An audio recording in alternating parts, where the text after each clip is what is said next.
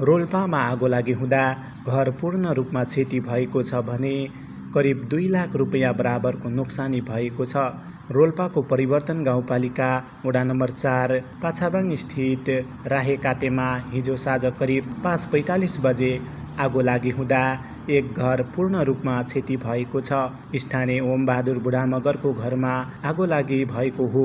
घटना हिजो भए पनि प्रहरीलाई आज बिहान मात्र जानकारी प्राप्त भएको र त्यसपछि मात्रै प्रहरी टोली घटनास्थल पुगेको प्रहरीले जनाएको छ। आगो लागि स्थान पुगेर प्रारम्भिक अनुसन्धान गर्दा घरधनी परिवार बाहिर गएको बेला घरमा रहेका 6 वर्षीय छोराले आगो सल्काएको खुलेको प्रहरीले जनाएको छ।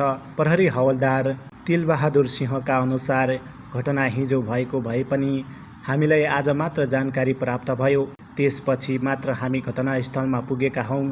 प्रारम्भिक अनुसन्धानमै घटनाबारे विस्तृत विवरण खुल्ने क्रममा छ। आगो लागिबाट वैदेशिक रोजगारीमा रहेका छोराले पठाएको करिब 1 लाख रुपैयाँ नगद, लत्ता कपडा, भाँडाकुँडा तथा अन्य घरयासी सामग्री जलेर नष्ट भएका छन्।